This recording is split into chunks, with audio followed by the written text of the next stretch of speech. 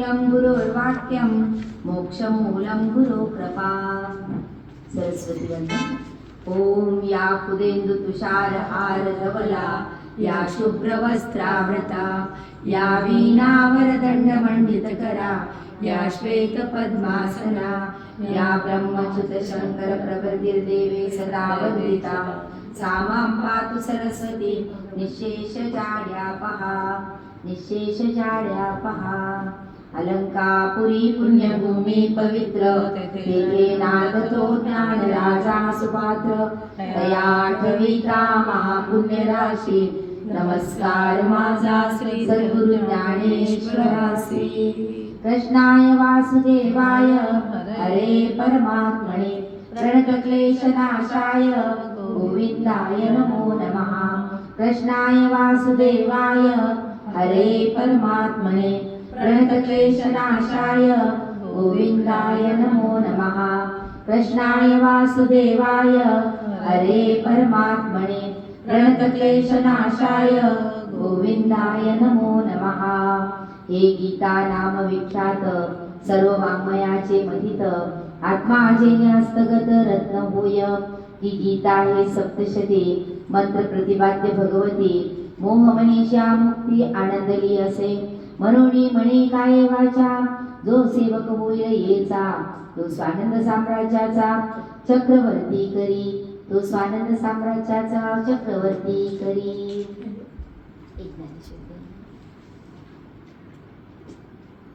अथ ध्यानम। ओम पार्थाय प्रतिबोधितां भगवतां नारायणेन स्वयं, व्यासेन ग्रंथिता पुराणमुनिना मध्ये महाभारतम्। अद्वैतामृतवर्षिणि भगवति अष्टादशाध्यायिनि, मम भक्त्वामनुसन्धामि भगवद्गीते शिवोपदेशिनीं। नमोस्तुते व्यास विशालबुद्धे, पुल्लारविन्दाय पितृनेत्र, येन त्वया भारततैलपूर्ण प्रज्वलितो ज्ञानमय प्रदीप। प्रपन्नपारिजाताय तोत्रवेत्रैकपाणे, ज्ञानमुद्राय कृष्णाय गीतामृतदुहे नमः। सर्वोपनिषदो गावो दुग्धा गोपालनन्दना, पार्थो वत्स सुधीर्भोक्तं दुग्धं गीतामृतमहत्। वसुदेवसुतं देवं कंसचाणूरमर्दनं, देवकी परमानन्दं कृष्णं वन्दे जगद्गुरुं। भीष्मद्रोणतथा जयद्रथजला गान्धार नीलोत्पला, शल्यग्रावती कृपेण वर्णे कर्णेन वेलाकुला, अश्वत्थाम विकर्ण घोरमकरा, दुर्योधनावर्तिनी, सुतीर्णा खलु पांडवे दैनदिकैवर्तक केशवा। महाराष्ट्रगत सरोजमलं गीतार्थ गंधोत्कटं, नानाख्यानक केसरं हरिकथा संबोधना बोधितं। लोके सज्जन षडपदैर्दीप्यमानं मुदा, भूयात् भारत पंकजं परिमलप्रदंसि न श्रेयसे। मुखं करोति वाचालं पंगुं लङ्घयते गिरिं, यत्कृपातमं वन्दे परमानन्दमाधवम्। यं ब्रह्मा वरुणे मरुतुसुमन्ति दिव्यैस्तवे, वेदे साङ्गपदक्रमोपनिषदे गायन्ति यसामगा। ध्यानावस्थिततत्त्वेन मनसा पश्यन्ति योगिनो, यस्तं न विदुः सुरासुरगणा। देवाय तस्मै नमः, देवाय तस्मै नमः, देवाय तस्मै नमः।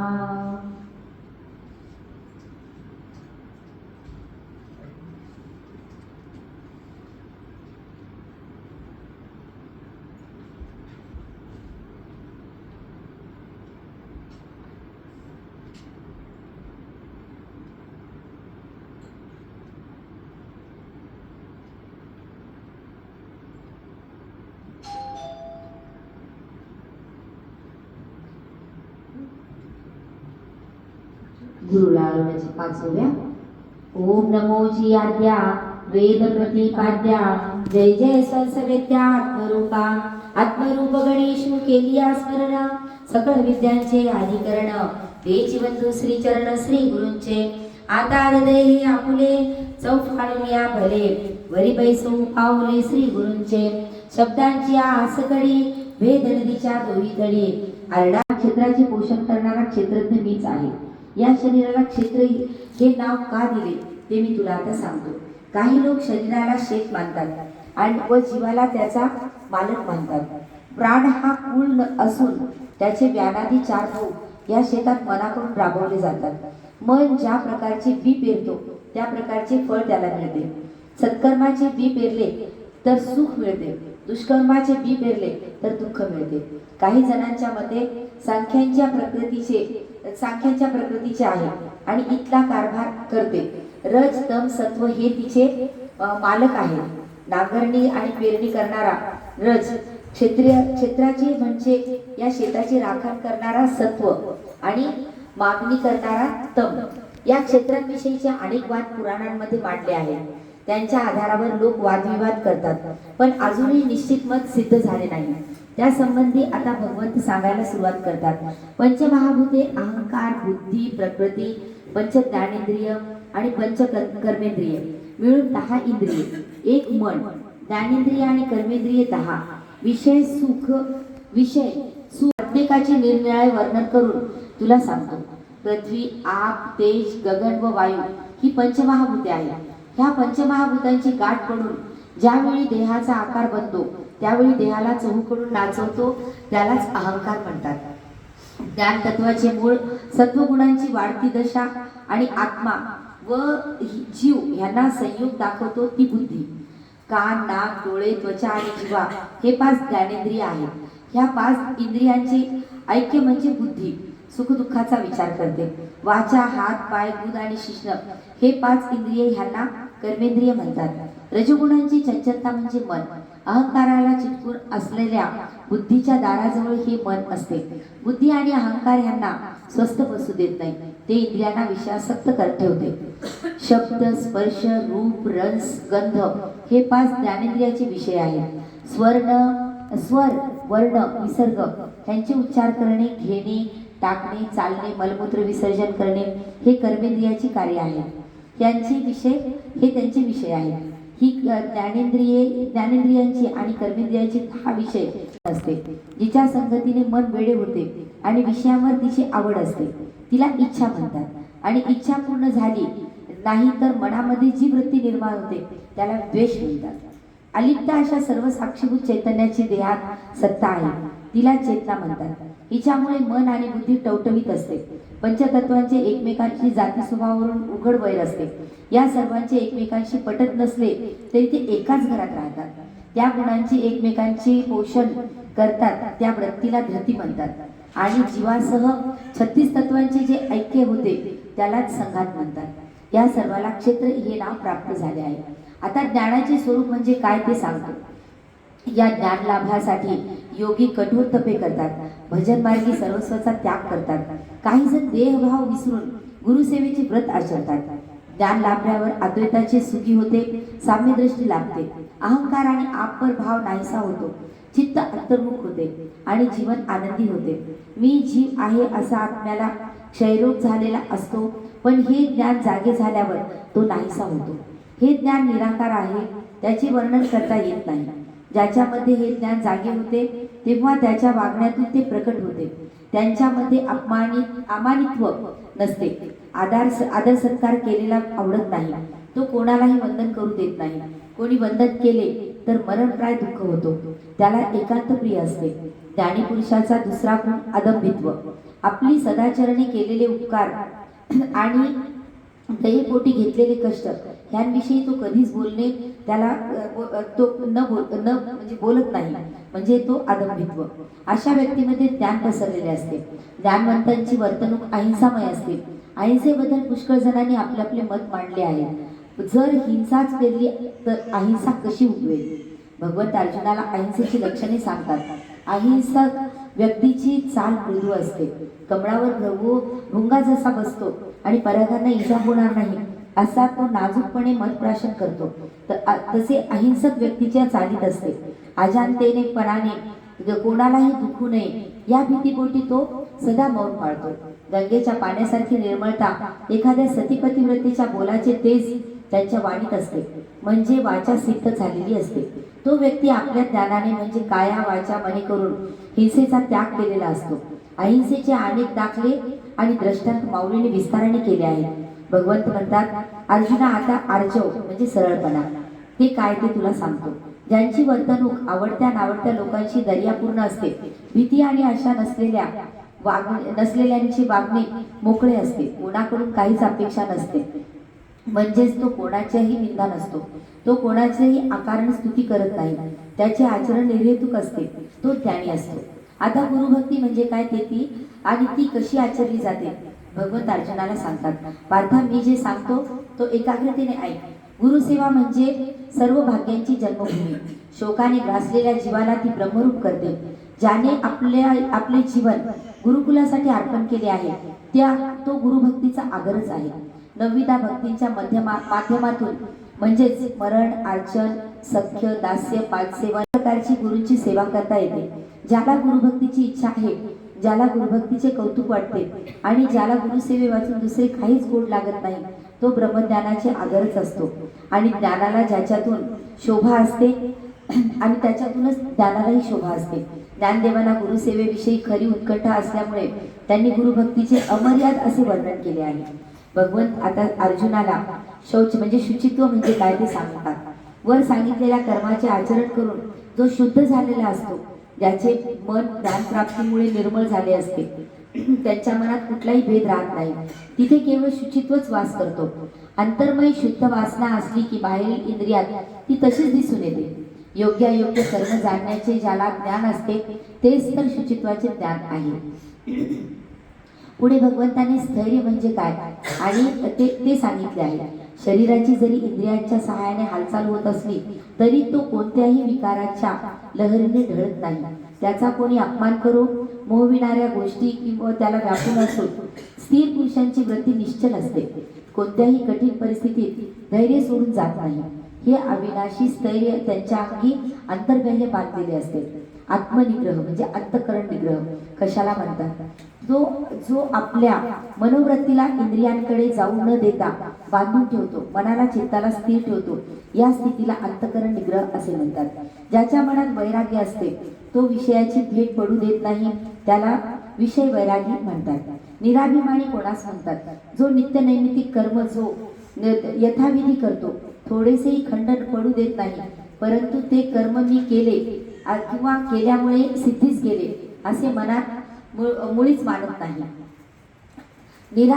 तो निराभिमानी असतो. ज्याला ज्ञान असते तो निराभिमानी असतो. जन्म, मृत्यू, जरा, व्याधी या संकटांनी युक्त अशी ही दुःखे असतात, त्यांची पूर्व जाणीव ठेवणारा ज्ञानी असतो. जन्म घेण्याची क्रिया फार वाईट असल्यामुळे जन्म पुन्हा प्राप्त होऊ नये असे कर्म तो करतो. मृत्यू अटळ आहे हे तो विसरत नाही. तरुण असताना जो म्हातारपणाचा म्हणजे जरा, व्याधी विचार करतो आणि त्या वयात काय होणार याचे उपाय तो आधीच करतो. कथा कीर्तन ऐकणे, तीर्थयात्रा करणे हे तरुणपणी सुरू करतो.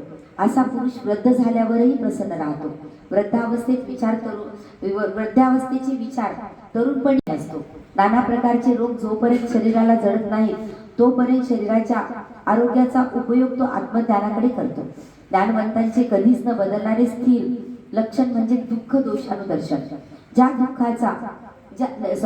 सुखाचा वियोगाने दुःख, विपत्ती आणि शोक प्राप्त होतात त्यांचे मन चित्त उदासीन वृत्तीचे असते. कर्मेंद्रियांच्या मार्गाने तो दोष जाऊ देत नाही. शरीराविषयी उदासीन असणे याला आसक्ती म्हणतात. अन्विषंग म्हणजे जवळ असणाऱ्यांबद्दल प्रेम नसणे, संपत्तीबद्दल उदास असणे. समचित्तत्व म्हणजे सुखदुःखामुळे ज्यांच्या मनात भेद निर्माण होत नाही.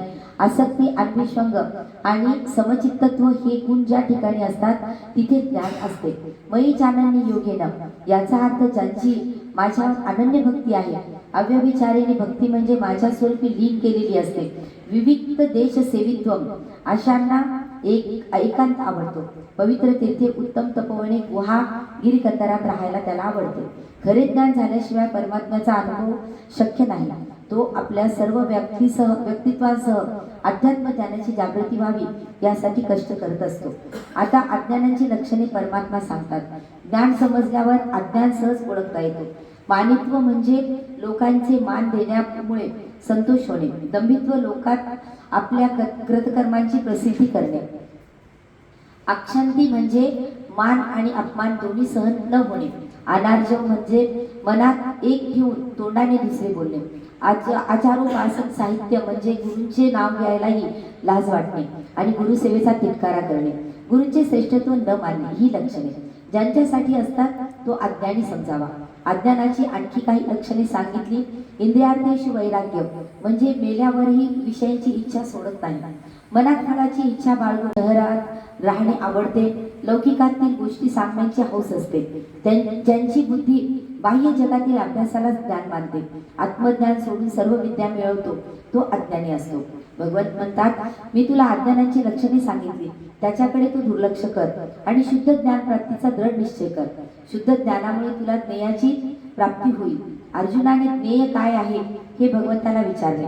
भगवंत म्हणाले, ज्ञानाशिवाय इतर कोणत्याही रूपाने जे प्राप्त होत नाही त्याला ज्ञेय म्हणतात. ज्ञेय प्राप्त झाल्यावर साधक संसाराच्या कटकटीतून मुक्त होतो आणि नित्यानंदात राहू लागतो. अशा तऱ्हेने श्रीकृष्णाने अर्जुनाला प्रथम क्षेत्र म्हणजे काय, नंतर ज्ञान म्हणजे काय आणि त्यानंतर अज्ञान म्हणजे काय आणि आता ज्ञेय म्हणजे काय ते सांगितले.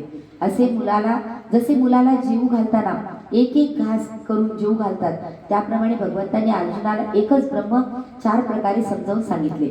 ज्ञान आत्मसात करण्याचे वेगवेगळे मार्ग भगवंतांनी अर्जुनाला सांगितले. काही जणांना दैवाने हा विवेक येतो, म्हणजे दैवाने हा विवेक मिळतो. त्यानंतर भगवंतांनी अर्जुनाला परतत्वाबद्दल आणखी गहन विचार सांगितले. परमात्मा देहात असूनही देहापासून अलिप्त असतो, त्यामुळे देहाकडून जाणाऱ्या कार्याचा परिणाम परतत्वाशी नसतो. देह हा क्षणिक आहे आणि आत्मतत्व हे चिरंतन असते. सृष्टीचा जन्म नाश परतत्वाच्या आधाराने होते, त्यामुळे क्षेत्राच्या कल्पनांना टाकून आतील क्षेत्रज्ञांकडे पाहावे. अशा व्यक्तींना ज्ञानवंत समजावे. ज्याप्रमाणे एका भांड्यातील पाणी दुसऱ्या भांड्यात टाकावे, त्याप्रमाणे श्रीहरींनी आपल्या हृदयातील ज्ञान अर्जुनाच्या हृदयात ओतले. अजूनही अर्जुनाच्या मनात समाधान तृप्ती दिसली नाही. दिव्यात जो तेल टाकतो तो अधिकच प्रकाश पडतो. त्याप्रमाणे अर्जुनाच्या मनात हे ज्ञान जाणण्याची इच्छा वाढत होती. ऐकणाऱ्यांच्या आधारबुद्धीला सांगणाऱ्यांचे स्फुरण वाढत जाते. हे सर्व संजय धृतराष्ट्राला सांगत होता. श्रीकृष्ण अर्जुनाचा संवाद उत्तम मराठी भाषेत ज्ञानदेव सांगत आहेत. ते म्हणतात, मी गीतेचा अर्थ असा सांगेन की तो सर्व जगभर पसरून सर्व जगाला आनंददायक होईल. त्यामुळे विचारांचे दैन्य फिटेल. सर्व जगात आत्मज्ञानाचा सुकाळ होईल. आपल्यासारख्या संत मंडळींच्या सभेत गीतेचा अर्थ सांगण्याची योग्यता गुरुकृपेमुळे साध्य झाली आहे. आता पुढला अध्याय आपल्याला गुणत्रय विभागीय गुणा.